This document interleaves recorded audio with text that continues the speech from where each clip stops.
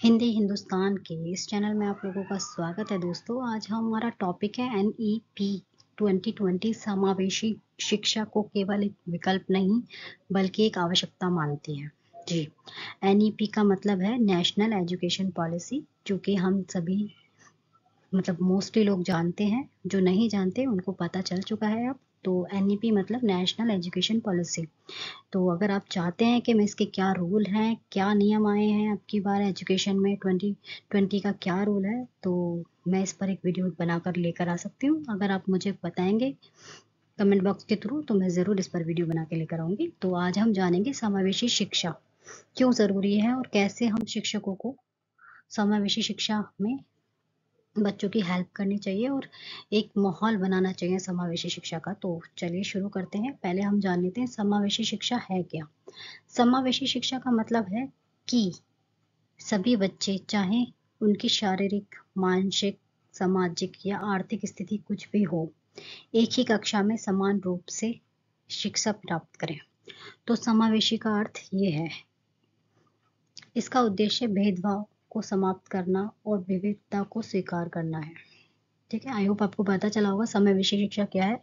कोई भी बच्चे कहीं से भी आते हो, शारीरिक रूप से, आर्थिक रूप से, मानसिक रूप से या सामाजिक रूप से कहीं से भी डिफरेंस हो, अलग अलग हो, लेकिन कक्षा में उनको समान रूप से शिक्षा देना ही समावेशी शिक्षा का अर्थ होता है और महत्व होता है। तो इसको क्या कहते हैं, इंक्लूसिव क्लासरूम, यानी कि समावेशी कक्षा में शिक्षक की भूमिका अत्यंत महत्वपूर्ण होती है, क्योंकि यहाँ विविध पृष्ठभूमि, क्षमताओं और आवश्यकताओं वाले बच्चे एक साथ पढ़ते हैं। शिक्षक को ऐसा वातावरण बनाना होता है जहाँ हर बच्चा सम्मानित महसूस करे, सीखने के अवसर पा सके। ओह, ठीक है। तो यहाँ पर सभी बच्चे के लिए समान वातावरण, यानी कि हर बच्चा सम्मानित महसूस करे, किसी को नीचा ना दिखाया जाए या किसी को से के साथ किसी भी प्रकार का भेदभाव ना किया जाए, सबको सीखने के समान अवसर मिले। तो आइए जानते हैं शिक्षक की भूमिका क्या होती है। समावेशी कक्षा में शिक्षक की प्रमुख भूमिका क्या क्या है। सकारात्मक वातावरण का निर्माण करना, सभी बच्चों के लिए सुरक्षित, सहयोगात्मक और स्वागतपूर्ण माहौल बनाना, भेदभाव रहित व्यवहार और सम्मान अवसर सुनिश्चित करना, व्यक्तिगत आवश्यकताओं की पहचान और सहयोग, विशेष आवश्यकता वाले बच्चों की पहचान करना, जैसे कि दृष्टिबाधित, श्रवणबाधित, श्रवणबाधित मतलब कि जिसको देखने में प्रॉब्लम है, दृष्टिबाधित वो होते हैं। श्रवणबाधित मतलब जिनको सुनने में प्रॉब्लम है वो होते हैं, सीखने में कठिनाई आदि। ऐसे बच्चों को पहचाने और उनको उनके हिसाब से उनका कार्यक्रम या उनको शिक्षा प्रदान करें। उनके लिए उपयुक्त शिक्षण विधियों या संसाधन उपलब्ध कराना, जैसे कि मैंने बताया आपको, यानी कि उनको उनके हिसाब से ही शिक्षा देना। ठीक है। तीसरा है लचीली शिक्षण रणनीतियां अपनाना, जैसे कि विविध अधिगम शैलियां, जैसे कि विजुअल, ऑडिटरी, किनेस्थेटिक, स्पर्श गतिविधि स्पर्श गतिशील अधिगम करता है। इसका मतलब ये होता है को ध्यान में रखते हुए शिक्षण देना। इन विधियों का हम यूज कर सकते हैं बच्चों को पढ़ाने के लिए समावेशी शिक्षा के अंतर्गत। तो इनका हम डिटेल में आगे पढ़ेंगे। तो चौथा है सहयोग और समन्वय। विशेष शिक्षकों, काउंसलरों और अभिभावकों के साथ मिलकर काम करना, बच्चों के विकास के लिए बहुविषयक दृष्टिकोण अपनाना, सामाजिक समावेशन को बढ़ावा देना, समूह गतिविधियों, सहकारी अधिगम और सहपाठी सहायता को प्रोत्साहित करना, बच्चों में सहिष्णुता, सहयोग और विविधता की सराहना विकसित करना, सतत मूल्यांकन और सुधार, बच्चों की प्रगति का नियमित मूल्यांकन करना, आवश्यकता अनुसार शिक्षण विधियों में सुधार करना, प्रेरणा और आत्मविश्वास बढ़ाना, बच्चों को उनकी क्षमताओं के अनुसार प्रोत्साहित करना, आत्मसम्मान और आत्मविश्वास को बढ़ावा देना।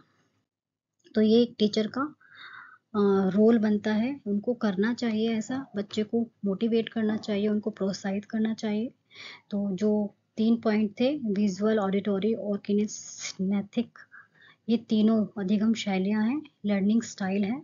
इनके आधार पर बच्चे जानकारी को ग्रहण करते हैं। हर बच्चे की सीखने की शैली अलग होती है और एक समावेशी शिक्षक को इन शैलियों को समझकर पढ़ाना चाहिए ताकि हर बच्चा बेहतर सीख सके। तो विजुअल लर्नर मतलब कि दृश्य अधिगमकर्ता। ये क्या होता है? ऐसे बच्चे जो चीज़ों को देखकर बेहतर सीखते हैं, जैसे कि चित्र, चार्ट, वीडियो, रंग, डायग्राफ आदि से बच्चे जल्दी सीखते हैं। तो शिक्षा में कैसे मदद कर सकते हैं इससे?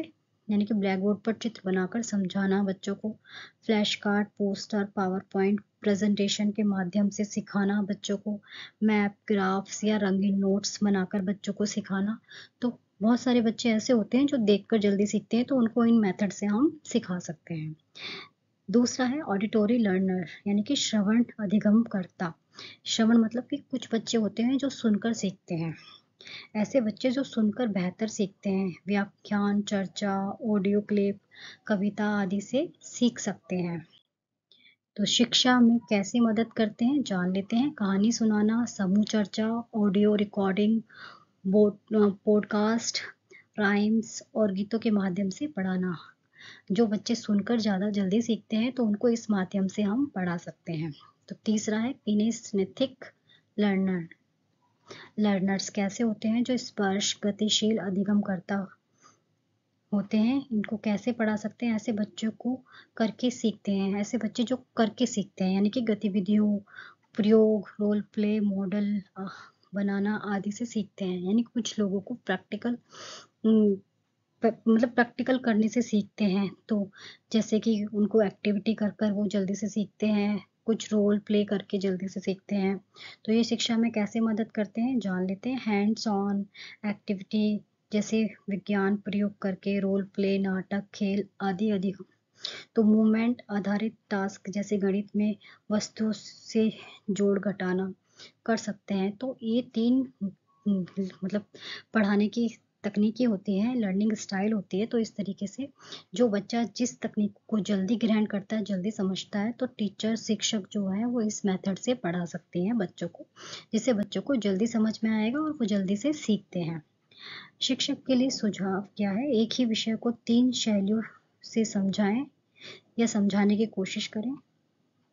बच्चों की अधिगम शैली पहचानें और उसी अनुसार रणनीतियां अपनाएं। कक्षा को विविध गतिविधियों से समृद्ध बनाएं, मतलब कि उनको गतिविधियां कराएं, एक्टिविटी कराएं, तभी बच्चे जल्दी सीखते हैं और कक्षा में कंफर्टेबल यानी कि आरामदायक महसूस करते हैं। और जब उनको आरामदायक महसूस होता है तो उससे वो जल्दी सीखते हैं। तो आई होप आपको क्लियर हुआ होगा कि एक टीचर को, एक शिक्षक को बच्चों को समावेशी माहौल देने के लिए क्या क्या रणनीति अपनानी चाहिए, क्या क्या सीखना, मतलब किस तरीके से पढ़ाना चाहिए और कैसा माहौल या एनवायरनमेंट या वातावरण कह लो मतलब बनाना चाहिए। तो आई होप आपके लिए ये वीडियो यूजफुल होगी। तो आज के लिए इतना ही फ्रेंड्स, थैंक यू।